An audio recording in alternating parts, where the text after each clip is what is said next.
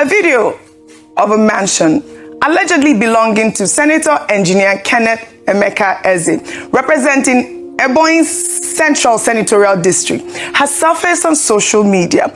The mansion, sitting on a large property, features a long driveway flanked by palm trees, while the house features large Roman columns, almost resembling the White House.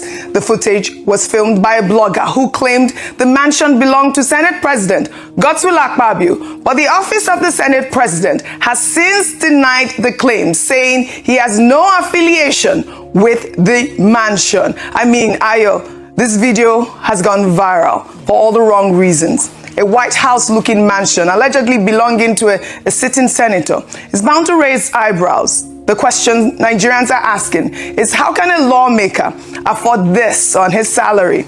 Public servants with properties like this owe Nigerians a clear explanation, and the Code of Conduct Bureau should be asking the same question. Ayo. This CCB is the one that should come on that question. Yes. Again, like has been said, the Senate President has denied that yes. it is mansion, and we'll get to the bottom of this because we'll, just ask a few questions. That is opulence at its finest, as it were. There's nothing wrong with... At its ugliest. But it's a fine building, Dr. Bati. It looks good. It looks ugliest. It looks fine. This is really somewhat opulent.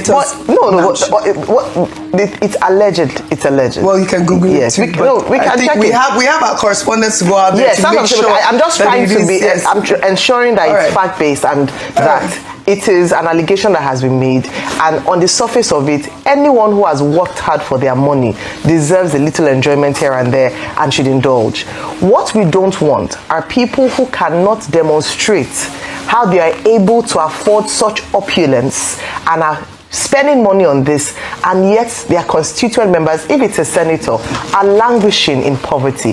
This is a stark irony of the Nigerian story, where the rich seem to be getting richer and the poor seem to be getting poorer, where there is no accountability as to where someone just blows overnight. You come into an election, you win your seat, and all of a sudden you are living a lavish lifestyle that you cannot account for. And that's why I call again the government authority, the CCB, to come into questions. A lot of these senators, House of Reps members, political appointees need to answer certain questions. There are people that have private jets that they've never done any job in their lives except be politicians. Right. There are people that have built multiple houses, own properties in Nigeria, across Nigeria and abroad, and have never done any work in a day that is from the private sector, just political jobbers. How did they make that money? This is a question mark that is one of the fundamental problems that we have here in Nigeria. And so whilst we make that investigation and conclusion as to who owns that house, the onus is on the CC, because what I keep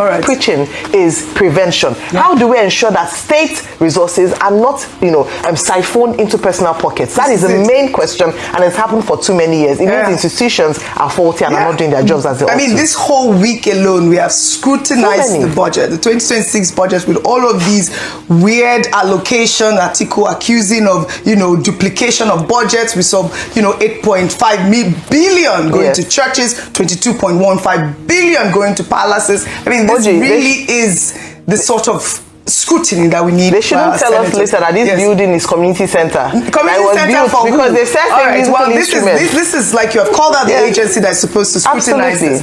But we told you we will be reading your comments. So I'll take this comment on Leke Leke from Joe Abdul, who wrote, "It appears that the Nigerian Senate, under the leadership of Mr. Akpabio, has been perceived as a source of comedy when individuals entrusted with legislative responsibilities begin to disregard their duties. Their work may be seen as a parody.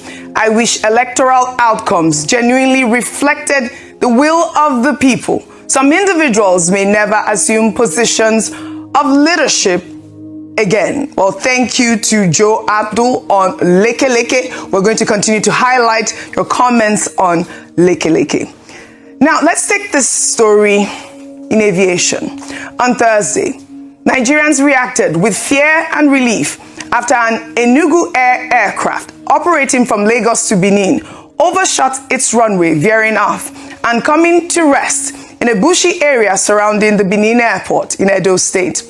There were 63 passengers and 5 crew members on board. Let's take a look at the aftermath.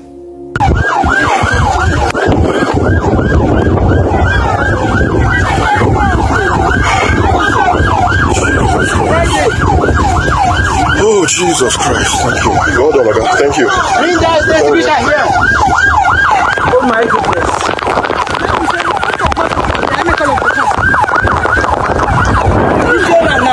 Now for my life.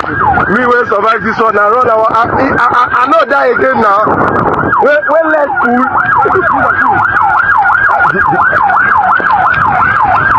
Lord, I thank you for my life, oh, Jesus. Well, all passengers and crew were safely evacuated, and the Nigerian Safety Investigation Bureau has launched an immediate investigation. Enugu Air confirmed the incident and warned of possible temporary adjustments to flight schedules, while many Nigerians online question the condition of the runway and the circumstances that led to the runway excursion. The NSIB must investigate this thoroughly, and its findings must be made public. Aviation safety is not negotiable. When I saw this video circulating yesterday, my heart sank. I was like, I hope everyone is safe. I mean, Enugu Air is saying it was a runway excursion, but you know, we had other passengers reporting their eyewitness stories that, you know, it looked like, you know, a forced landing of some sort. The runway in Benin has been called into question at this moment. Your thoughts? I mean, so like you said, there are many accounts. Yes. But when accidents like this happen, let's allow the Accident Investigation Bureau to give us a report on it. I think they've released a preliminary report, and then from there they take it up from there. So let's allow them. But we just pray everybody is safe. We thank God that we didn't have any mishap and any loss of life. Everyone is safe. Dr. Abati, quick comment before I go. It's the first principle in aviation because of the cost, because of the extent. But this is a case of a very lucky escape. Because there was no fire.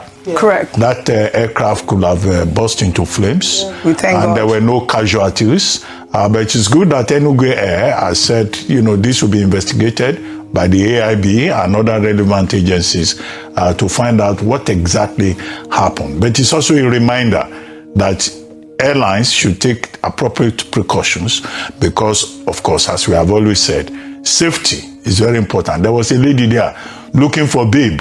Where is babe? Babe, where is my babe? Are you okay, my babe? Yes. And all that. It must have been some people thought that was comical. It was not comical. No. Because imagine the trauma that all the persons who went through this will have gone through.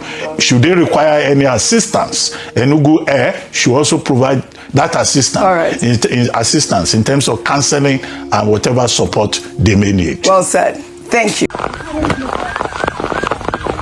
Oh my goodness.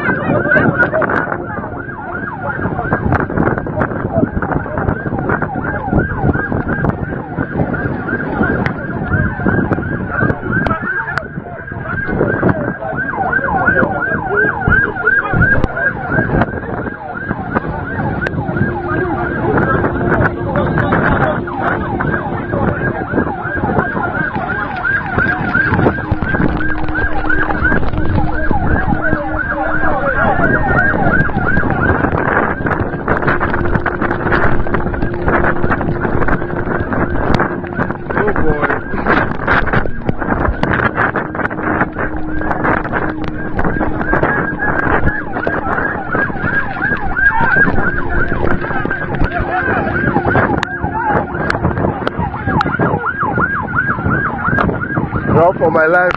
Me will survive this one. I not die again now. When leg cool.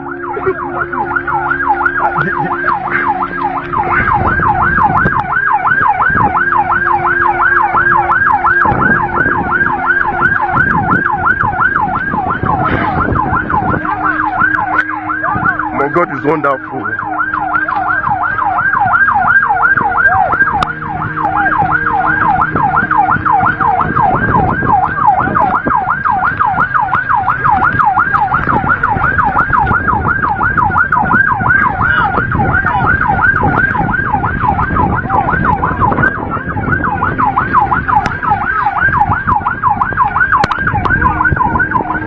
God don't survive this one.